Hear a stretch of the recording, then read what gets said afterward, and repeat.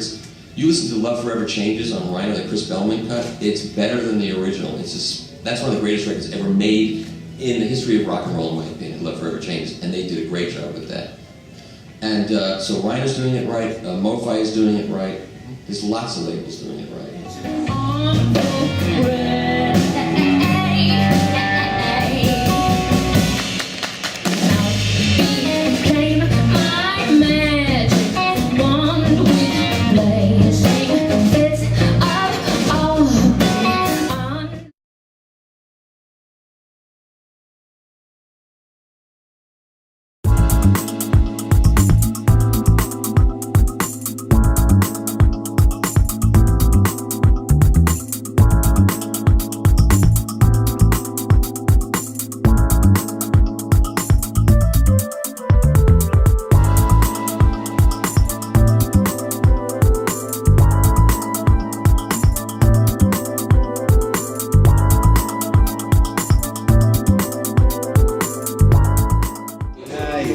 First of all, I think it's important that everybody who has a turntable knows how to set it up themselves, how to set up a cartridge.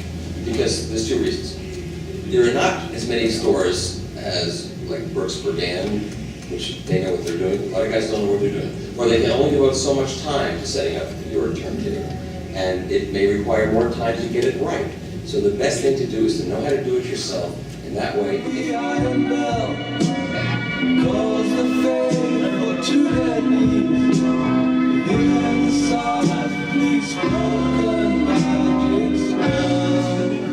All decks, this is Captain Pike. Prepare for immediate departure. Now, thrusters.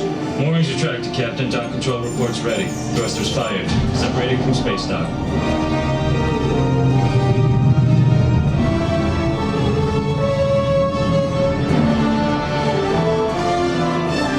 The fleet's cleared space dock, Captain. All ships ready for work.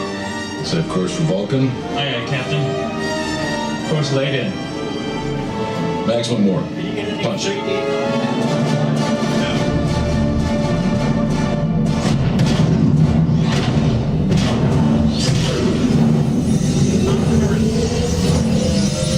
would have a 3D player separately for that.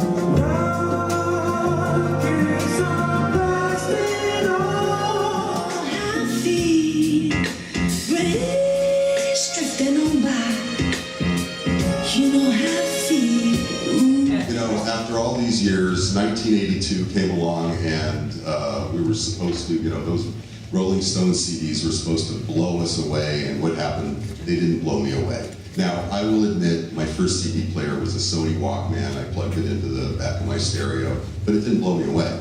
But my vinyl was still killing me, so I just never put my turntable away. That's what happened to me. But the question is, what is it about listening to a vinyl record that engages you more than listening to any other music format? And I want to put this up here. Let's start with Michael. about the fact that when you put a record on and listen to it, it's, for some reason, for whatever reason, even if it's from a digital file on the file, it has this sense of this performance happening in front of you in real time. It's kind of like it's live. And even a guy like David T.H.E, who has HD tracks, he says he thinks it's something about when that stylus is going through the record, it's creating a performance right there that eventually becomes this big thing in your speakers. And that sense of a real thing happening is what keeps you wanting to listen. And if you were to put a record on and watch someone, they didn't know they were being watched, and they would stay there and pay attention. If you put the same thing, the same performance on a CD, you'll watch, and after about a minute or two, they'll look for something to do, read a book or something, because it's not enough to keep them fully engaged. I mean, all of us know when you put a record on, you can be fully engaged, not just...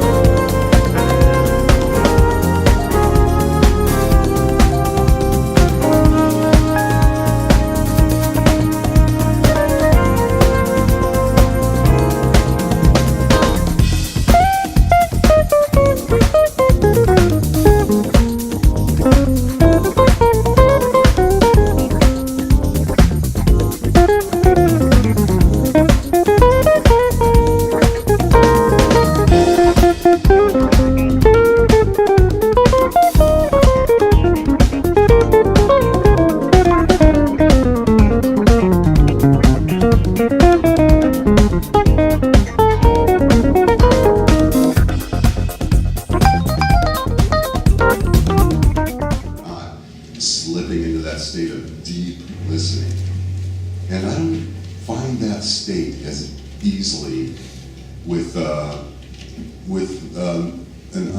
not a non-analog source. I just don't seem to find that as easy. I don't find it at all. I fall asleep. I don't find it. I just cannot find it. Yes, I mean, I'm trying to be nice, but Don't be nice. And there's more noise, even though it's not the same noise that you have on a bad record. There's this noise. It's like this white noise that when you listen to CDs, it's there. You don't hear it the same way. Your brain processes it. You don't hear it physically, but you sense it. And then if you listen to that for half an hour, even good digital, and then you put on a record, it's like you can feel. You don't have that interaction.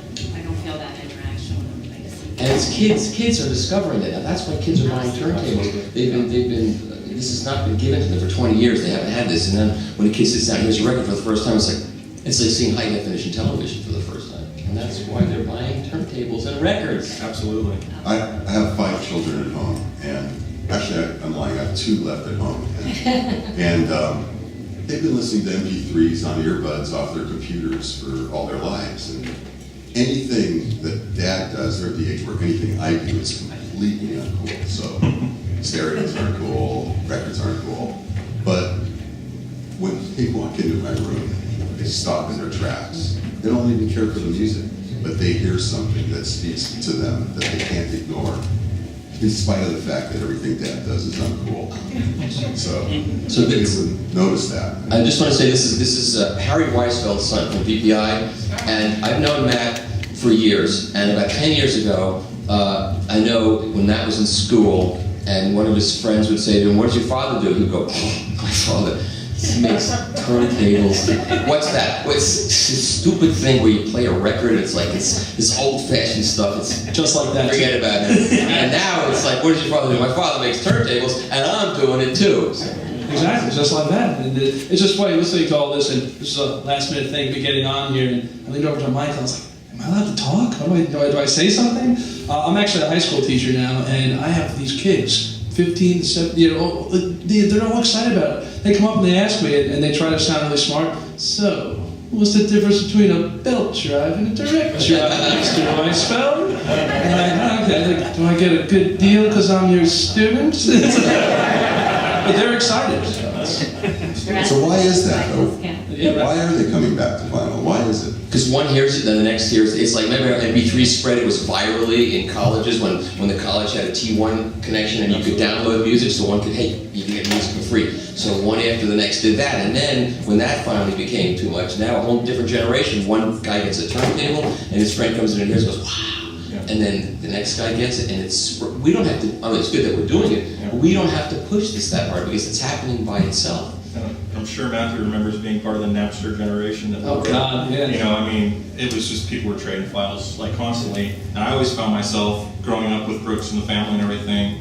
I would find that I liked on MP3 and then I'd chase it down on record. You know, I had to find That's what it's good to for. it right. It's the Evertone sheet of this generation. It's like we used to have the things you pull out of a magazine and play it on your turntable. Mm-hmm. So now you download the file, or you listen to one of the Rhapsody, one of the music services to hear the bare outlines of the music, and then if you like it, you buy the record. So. But also, I think it's a lot of like pride and ownership, because my generation and younger, well, I'll tell you, I'm starting to feel like the old guy, so it's, You are. I don't know what they're talking about in my classroom already, I pretend, but, you know, I own this. Do you have that record? Oh, no, I don't know, honestly. That's my surprise record. Oh, my God. These kids today,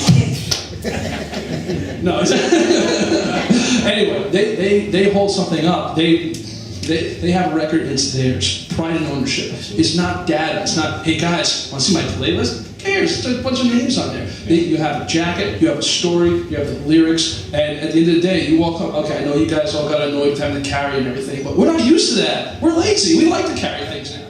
No, that one actually. Terrible. See, I don't. And it was Phil Ramone. I mean, somebody. Yeah. It was like.